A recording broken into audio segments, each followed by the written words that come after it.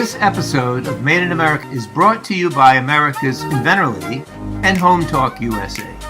Home Talk is a proud member of the King's Broadcasting Network, which has been bringing you the best in home-based innovation since 1998. Hi, everyone. Thank you so much for being with us for this episode of Made in America.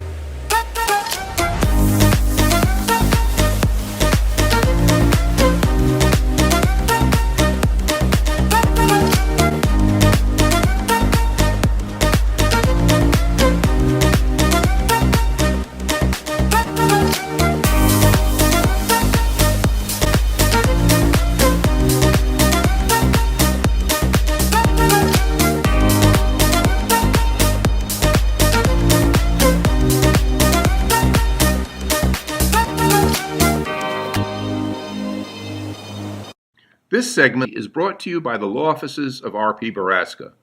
RPB law offices have been bringing corporate-level legal expertise to the independent inventor community for more than 20 years. For all your inventing legal needs, trust rpblawoffices.com. This is the Cajun contractor, Michael King, alone with the inventor lady herself, Miss Rita Crompton. We want to welcome all of you that's now joining us here on the King's Broadcasting Network from the Invent America show. I want to welcome all of you again. We're going to be live here for the next hour. We're going to be talking to Mr. Kevin Cody. He's going to be coming up. We're going to be talking about Made in America products and technologies and the advantages of producing here, manufacturing here, distributing here, and most importantly, selling here in the United States. So if you're new to the show, we want to let you know that it's all about education and information. That's what we do here each week and every week. But Made in America is part of the Home Talk USA family. So want to welcome all our radio affiliates also that's now tuning in to the Made in America Hour. Rita, a lot going on since I talked with you last week. We kind of laid out a good blueprint last week when we were talking about basically manufacturing technology realistically due to whatever reason. Maybe they don't want to pay tariffs, maybe, new technology, investments, low taxes, the Great American Bill that was passed. A lot going on to incentivize American manufacturers to come back and produce here in the United States. And I know you've been doing your research on this, and it's been really, I hate to say it, once this war gets over with in Iran and we get, back to normal, I think this economy is going to explode, Rita, because the stock market has been up. And I'm happy right now. As you see, I'm smiling. See, there it is. My portfolio is up right now. I think I'm up about 18% for the year. So I'm happy. So what's going on, and what do you see happening, and why you think the American manufacturers basically saying, "Hey, let's keep it here in the U.S." Well, it's a really good question, because I had talked to a gentleman that had done a lot of research and said, pendulums swing. They always do. At one point, everything was made here, and then the pendulum swung. It was cheaper to make it, other countries. They wanted a global economy. And now that pendulum is starting to swing back. The quality is awful. The timing is awful. You can't drive over to the next state next door and watch your product being made. You've got to go to, one of those other places. And, oh, shoot. Yeah, you actually have to hire a translator then who might translate it accurately and may not translate it accurately. And then you don't know what you're getting. So, there's a lot of things, shipping has become a big deal. So where, at one point, all of the washing machines and dishwashers were made here, and then they were, went overseas, and now shipping is a big deal. So now they're starting to come back. And so one of the other things that we see is different components are made here. And so part of it may be made overseas. That makes sense for pricing. It comes here, then it gets put together here. And now we're off to the races with part of it's being, made in America. And so we're seeing a lot of shifts. People are paying more attention to quality there for a long time. You get something that you are normally a size large and you order a 3X and it's actually the size of a medium here. It makes people cranky. Yeah. And also, I want to mention, I saw a report yesterday that kind of stuck with me. They were talking about cyber attacks in China specifically, the three areas that really China uses cyber attacks here in the United States. One, obviously, is military. The second one is obviously uh, the government sector. But the third is the manufacture of intellectual properties of companies that produce in China that are actually using their base of that to open up doors for cyber attacks here in the United States. So it kind of stuck me a little bit. And and what I'm trying to make a point here is that I think also the American manufacturers are now realizing that it was a mistake. They have to protect their, because in China they have no protection, and you know that, and we talked about that many times on this show, that you just don't want to leave the door open, and then eventually, due to these three processes, that you let China in, and then really you find out that your corporate secrets are now gone. You know what I'm saying? I do. And, that is true. And I try to explain to inventors, if you file a patent in America, all right, you can stop things from getting into America, but you can't stop another country from making and selling it in the rest of the world because your intellectual property is only in America. Yeah. There are, there's been times in my dealing with inventors where they've gone ahead and filed in China, and then another Chinese company called the original manufacturer and said, we have been given an order, but it's infringing on your intellectual property. And because they had filed in China, all right, it was enforced in China. So now all of a sudden that filing international intellectual property seems like it might be worth, the effort. And, in the scheme of things, when the one gentleman was knocked off for his, balloon product, and it cost the licensee $20 million in the lawsuit, but they won $50 million. The inventor's the first one to tell you, there's no way I could have fought this. Yeah. All right. So the licensees are the ones that do it. But because they had been doing international filing, that made a big difference. Yeah. Yeah, and they're really starting to do a better job with that on international filings and protecting, because it works both ways, not only protecting offshore, but it also protects inshore, and even the European companies here in the United States. So they're starting to recognize that a little bit more in protecting their problem. So it's a shoe that fits both feet. Yeah. You know what I mean? I mean, there's times when it doesn't make sense to file internationally, and then there's other times where it's like, holy cow, yes, get this done. We've got a lady, she's filed her her international, her PCT. She's getting ready to pay for an office action. And there is a company that wants to license this product, Michael, that will have it worldwide in 12 months. It is so awesome. But years ago, we had a young couple of guys, and they said, no, we're going to file the PCT because we don't know where it's going to be. Their main country ended up being Spain. And if they had not filed internationally, they would not have been covered. They packed up their families, moved to Spain. It's like, that's where our money is coming from. So, it can make a difference. Yeah, it can. And these are things you need to know. I mean, it's everybody thinks it's, let's just, think about the technology, put it on a piece of paper, do a prototype, and then all of a sudden you realize that you're getting ready to invest a lot of money in protecting your product, and the protection means everything, because I need to tell you, it means everything to protect yourself the best way you can. Yeah, it does. Yeah. And for somebody says, well, I can't afford to file a patent. It's like, well, then don't start this.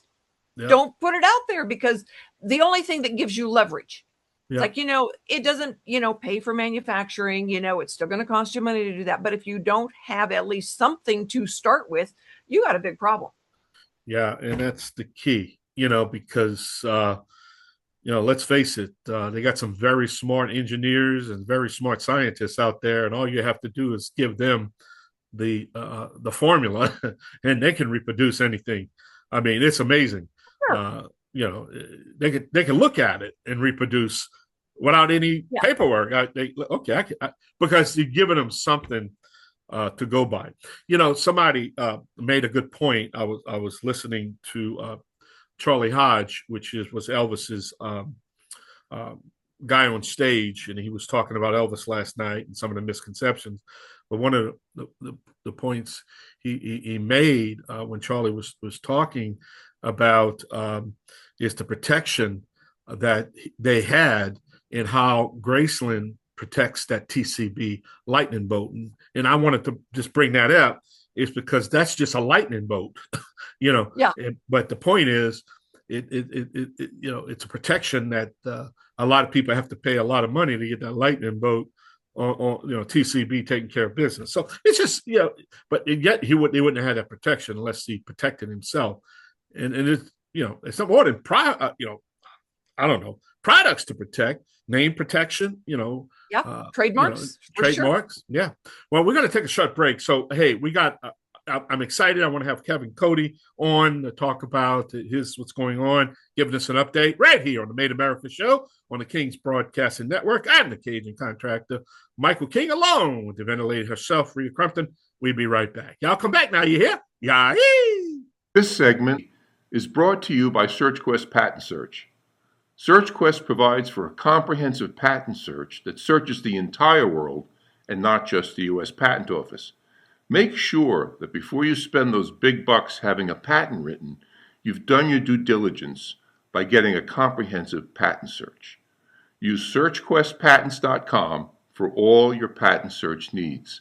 They scour the world for you. Welcome back. This is the Made America Show here on the King's Broadcasting Network. I want to welcome all of you just joining us. Now let's, Rita, I tell you, I'm excited to have Kevin Cody on. So tell us a little bit about our next guest.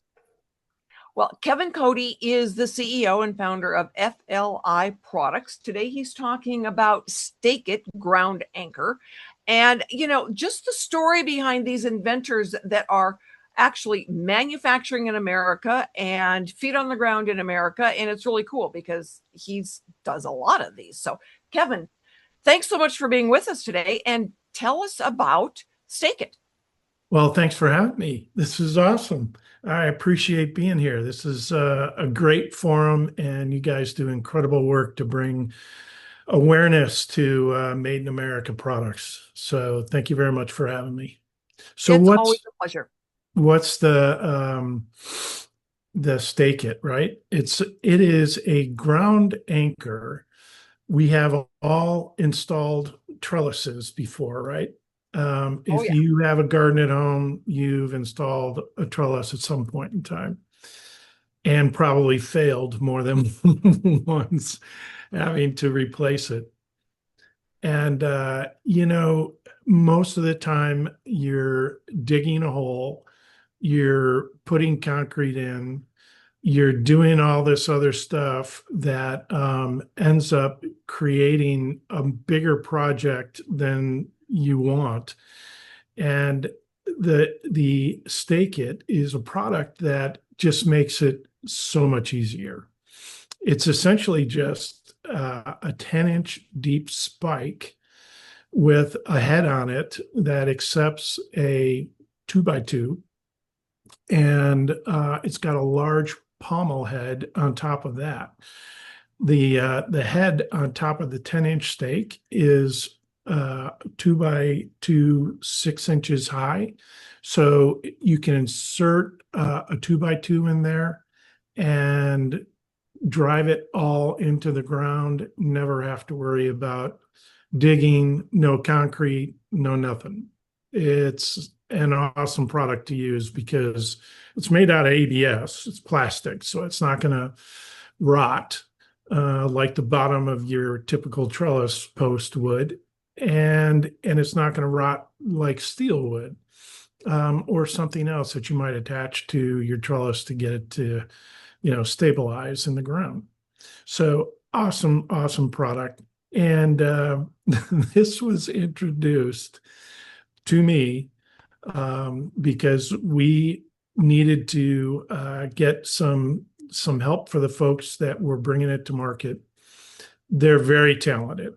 Extremely talented people with a lot of background in hardware home center DIY industry. So it was interesting that they came to me for it because we have a lot of experience in e-commerce. And they thought getting into e-commerce was a piece of cake, and they didn't realize what kind of challenges they might have. Great product, great application, perfect, for the DIY customer, great packaging, but they didn't know how to ship it. So That away can we make a go. huge difference. Yeah. Yep. E-commerce has got its own challenges, but Yep. shipping, fulfillment certainly can have its own issues. It's not that unusual that we find out that the packaging costs more than the product. Oh, And they didn't put that in the price point. especially today. Yeah, for sure. So how did they deal with this? How did you help them deal with it? Yeah, so we had to take every product has to have its own pricing strategy. And you need to take into consideration all the backsides of doing business with some of these e-commerce channels. When you sell into Home Depot or Lowe's or some of these other places, they're taking your product and they're marking it up to whatever margins they want to make, right? You're basically shipping it FOB out of your warehouse. Whereas with e-commerce, you're responsible for the freight, you're responsible for the packaging, you're responsible for everything all the way pretty much to the customer's door. And making sure that you have the pricing strategy worked into the front end of your product for both channels is really important. And sometimes that means you have to get creative about how you're going to package the product. Yeah, it's if the package is a half inch too big, it can double the cost of shipping because all of the shippers have got their own measurements. So when you know that ahead of time and you can say, okay, cut a quarter of an inch off of that packaging, because when we ship it, we want to make sure that we are doing something that's smart as opposed to silly. Because when a buyer sees the shipping costs, a lot of times they'll click on. Yeah, the branding on the packaging, the branding on the product, the quality of the packaging all speaks to the product itself and who is the owner behind the company and the inventor behind the product. At the same time, you have to balance that with, am I going to be able to get it to the customer at an affordable cost? Yeah, because what it comes down to, the customer is still got about what they're going to pay for a product. And Exactly. so when I talk to an inventor that says, oh, I'm going to charge this much, it's like, no, maybe not.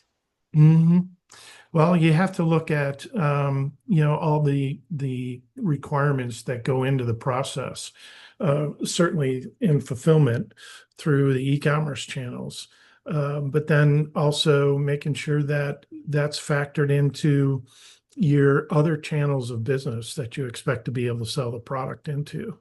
So you can't just price it for one or the other. You've got to price it for all of them. Absolutely. So when, you're receiving at a fulfillment house product and, has it already, you've already discussed with them the weight, the type of packaging and what makes the most sense. Exactly.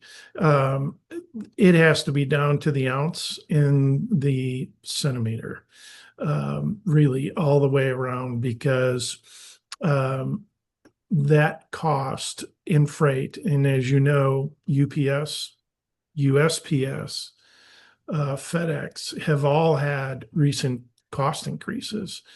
Absolutely. And we never know what those are going to look like. So we're going to go and pay some bills, everybody. It's just kind of the cost of doing business on radio. So we are going to be right back with Kevin Cody, our industry expert and Made in America. And we're going to be able to talk to him about some of the other products that he has taken to market and helped those inventors with big box stores and the e-commerce. So stick with us, everybody. We will be right back. If you're an inventor or you know an inventor out there who would just like to be able to have a conversation with other inventors, join the Inventors Roundtable. It's free. The meetings are virtual, so you can be anywhere in America and talk to another inventor.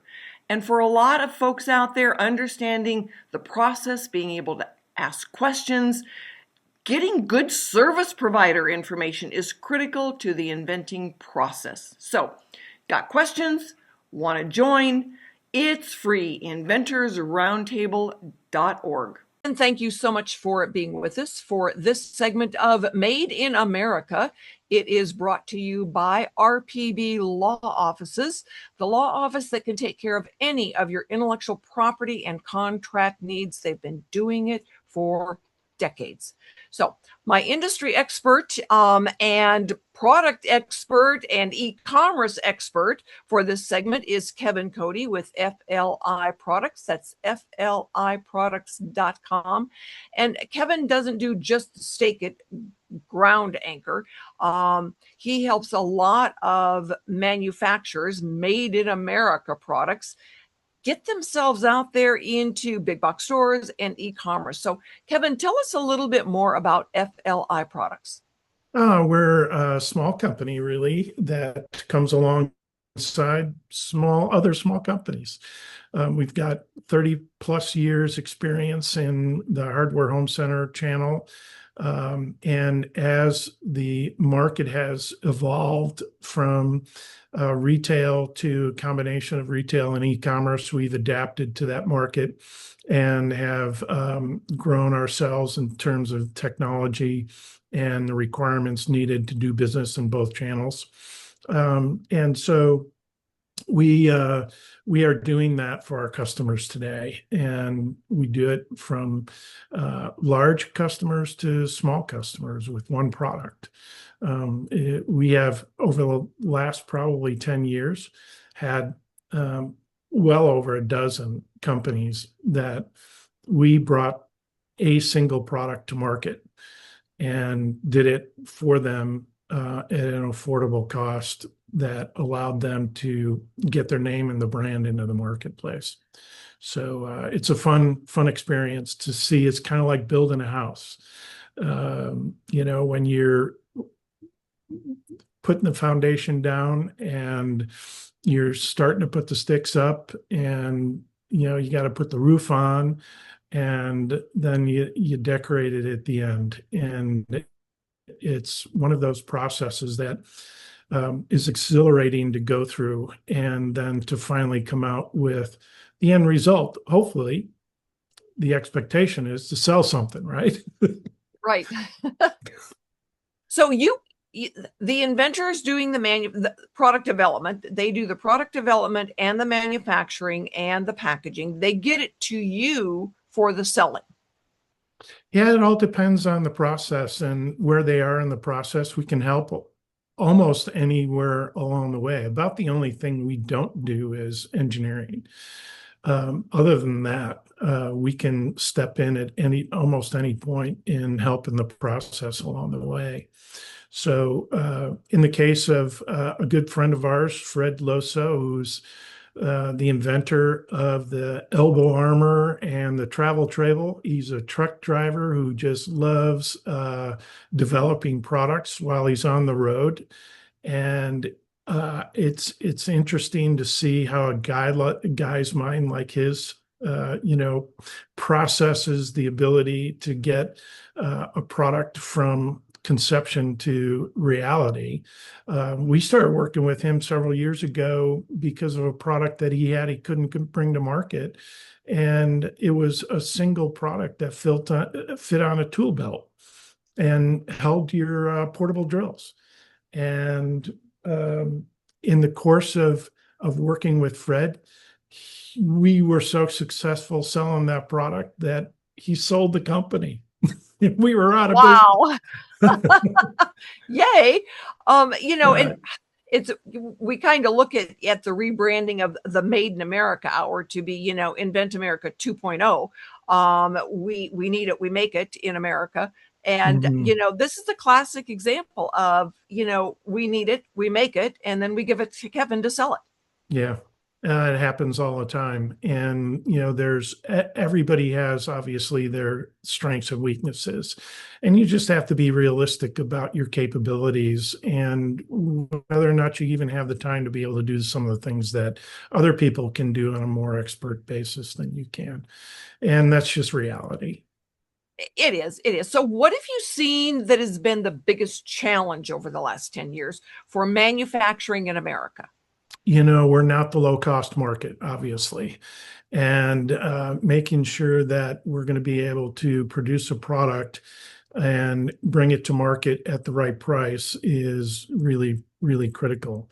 So getting matched up, really taking the time up front to get matched up with the right producer is absolutely critical. When my wife and I bought or built a house a few years ago, one of the things that I learned in the process was that you have to be really one-on-one, intimate in terms of your communications with your builder. And it's so important to get that house built on time, in budget, and the way that you want it. And if you're not in sync, you're just not going to get it done. Not the right way. And the same thing is with a product in a manufacturing facility. Absolutely. I tell inventors all the time, it's like the attorney cannot read your mind. Mm-hmm. You cannot read his mind. So you've got to talk, you've got to put things in writing, you've got to, pay attention. And then when it comes to the manufacturer, you cannot read your mind. You've got to pay attention. You've got to test the product. And you can't get angry because it's the wrong size first time out the door. Exactly. They're trying to make it, the best. And when I tell inventors, it's like, you could end up with a dozen prototypes getting to the best manufacturer's prototype in, over a course of a year. Yeah. And, assessing the manufacturer's capabilities is really important, and testing, just like you said, testing. And that's a part of the process. And you have to go through that. You can't shortcut it. You can't. It's the same way with coming up with the right name. Yes. When you get inventors out there, well, I want to call it this, and you're going, what are you thinking? Yeah. Because there's more to a name than just the name. Yeah. So what are some of the fun stories about naming a product? Oh, Fred is really good at this. Actually, he will drive you crazy, throwing a million different names out. But he's really good at developing that, and I think it's just because of his windshield time that he and everything else. But identifying who your customer is and how they're going to relate to the product is really, really critical. And knowing that you are going to most likely put the brand on a package, you're going to have the brand on a website, you're going to have the brand in all these different marketing components, that you've got to be thinking through how big it is, what it's going to sound like, how many syllables it is, what it's going to look like on a package, what it's going to look like in a master pack, what it's going to look like on a website, all of that. And developing a name is more than just a name. Absolutely. I always tell inventors, it's like, when you're getting ready to take your product to market, what would you Google to find you? And then make sure you use some of those words, because people Google things. If you spell a name weird, they don't know you exist. They're never going to find you. Get a good tagline on it. Make sure that it's easy to find. And, we had one of the guys, and he said, well, I can't find the website. And I go, how are you spelling it? And he told me and I said, why would you spell it like that? Spell it the right way. And he goes, oh my God, it's right there. So, he goes, I just figured it'd be something, odd. And it's like, because no one would find you if it was odd. AI helps with that a lot today, because you can now search in ways that you could never search before. And it's scouring the earth, finding everything that it can for you to be able to find the right product that you need. Yeah, it does. It makes, we laugh about AI is only as smart as the idiot using it, because you've got to put the right words into it. And then you've got to ask, it's like, all right, did it just tell me what it wanted me to, what it thought I wanted, or is it really giving me the right information? So we're going to be back for some more fun conversation after we go and pay some bills, everyone. So stick with us. We'll be back with more Made in America and all of the fun challenges that it brings. But if you know somebody out there that is manufacturing products or manufacturing their own product in America, and they would like to be on the radio, we would love to feature them on Made in America. So stick with us, everybody. We will be right back. Introducing the amazing new Snoozle. It sprays faster, lasts longer. Ask for Snoozle by name. Everyone, and thank you so much for being with us for this segment of Made in America. And we always talk about this being Invent America 2.0. We need it. We make it right here in the good old USA. This segment is brought to you by Product Quick Start. Noah McNeely is our engineer, and we always tease him because people think he walks on water. If you need an engineer to help you develop a new prototype to take to market and manufacture, Product Quick Start is the person and company you call. So my guest right now is Kevin Cody. He is CEO and founder of FLI Products, and he's got a good number of those products on his website that are made right here in America. And some of those are actually sold in the Walmart Made in America section, right, Kevin? Yes, they are. Thank you for that little highlight. There you go. Absolutely. Walmart. How does that work? Yeah. Walmart has a great program where they invite inventors of U.S. made product to come into their program every year and go through the process. It's kind of like Shark Tank of Walmart, right? Go through the process of being interviewed by their buyers for products. And it's a program that's really developed over the last, I think, about 10 years. They've been running it, and we've participated 3 times. And the first time we didn't have any success. But happens, yeah. Yep. Time 2 and 3 we did. And so we've gone back because we've had opportunities to present additional products. And in one of the cases that we have come alongside a manufacturer to help them bring a product to market, they are a plastics manufacturer who just kind of like to make widgets. And so our role was to actually bring the product to life, because they had inherited the tomato crater, for instance, and they inherited it because the former inventor and owner of the product decided he just wanted to close up his tent and gave the product back to Darter Plastics, who was making it for him. And they came to me and said, "Hey, will you help us bring this thing to life and bring it to market?" So 3 years ago, we started down the path of developing the market for it and finding out who was going to be able to use it.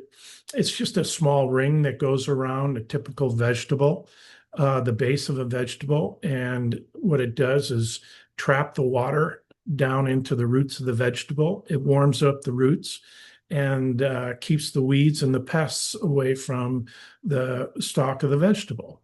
And it's a great item, and it's called the tomato crater, but they asked us if we would help them bring that to life, and so we did. We created some animation, we created packaging, we created everything, and then the opportunity came to present it to Walmart, and we did that 2 years ago. And it's a grueling process, but well worth it, because they are looking for companies, small companies actually, like us, like Darter Plastics and like others, who have products that need to be brought to market that they wouldn't find elsewhere and certainly aren't going to find in a big conglomeration. So really, really great opportunity for small inventors out there that want to bring product to market. I would highly recommend it. So what do you do? There's a program through a company called RangeMe that you can go on to RangeMe and get a free subscription. And they regularly have different retailers who have capability of bringing new products to market, bringing new inventors and products into their stores. And you just apply. And in the case of Walmart, it's about a 6-week process where you apply and they look at all the ramifications of the product and where it fits and everything else. They do give it serious consideration, and then they'll ping you back for a meeting. So it's really pretty simple process, painless. Okay. So you've got Made in America products in Walmart. Where Yes. else do you have product? We sell products into Menards. We sell them into Lowe's. We sell them into Home Depot. And next week we have a meeting with Mercado, actually later this week, with Mercado Libre. And they're a big retailer in Central and South America. So, Cool. yeah, we're looking forward to that because about 25% of our product is sold through Amazon, and about 25% of that is sold into Mexico. And so we know there's an audience for it, and people like it. We get some great reviews there, and they found us. So we're looking forward to seeing them. Excellent. That is really wonderful. So, I love having you on because you've always got, good stories and good insight and very interesting products. So FLIproducts.com. If you happen to be in one of those big box stores, you say, oh, this sounds like something Kevin talked about. But if you want to see what Kevin Cody is helping with on e-commerce, it's FLIproducts.com. Kevin, how did we meet? Oh, wow. I don't remember. I don't either. That's But funny. it's funny because we only actually live down the street from each other. So it is Yeah. always fun to see you and have you on and see the products that you're working on. And we are going to do more with Kevin Cody and FLI Products. So everyone join us next weekend for more Invent America and Made in America, and for the master, Home Talk USA, Michael King and King Productions. We are so grateful for them to make all of this happen every single week. Talk to you next week, everyone. Bye.